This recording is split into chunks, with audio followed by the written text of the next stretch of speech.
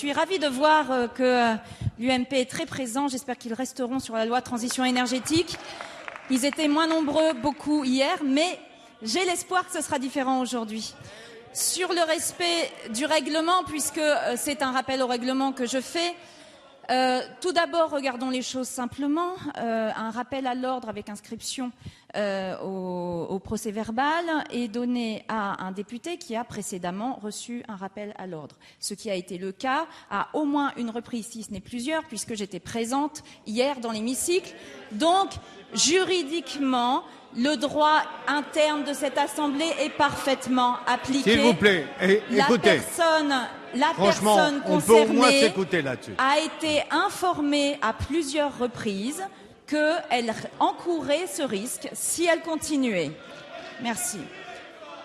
Ensuite, s'il vous plaît. Est-ce qu'il méritait ce rappel à l'ordre? Ce n'est pas à vous d'en décider, c'est à la présidence de séance. C'est à la présidence de séance. Une personne... J'aime bien quand on écoute les gens.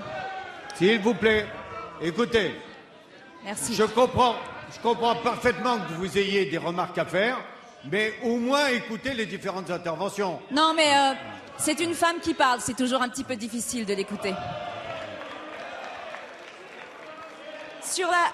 Sur la présidence de séance, la présidente hier devait supporter quelqu'un qui remettait en cause sa parole systématiquement. À chaque fois qu'elle lui demandait de respecter le titre qui était le sien, il ne le faisait pas. Ça veut dire qu'il remettait en cause la présidence de séance à plusieurs reprises, ce qui est de nature à mettre en danger le bon déroulement de nos débats. Donc c'est parfaitement normal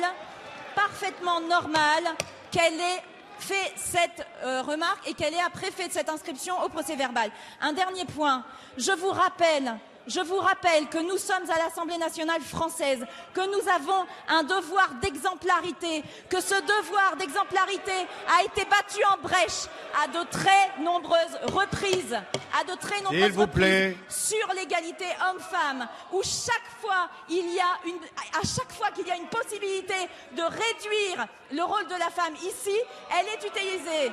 Donc, une personne qui demande à être appelée selon son titre a le droit d'être appelée selon son titre, surtout si elle est une femme. Quand j'entends qu'on trouve normal que l'Académie française dise que le genre neutre est le genre masculin, on a un peu le droit de s'en insurger. S'il vous plaît. Et c'est en cela que le règlement de l'Assemblée, grâce à l'instruction générale du bureau de 1998, était une avancée et est une avancée pour les droits des femmes. Nous devons le défendre et le défendre avec conviction.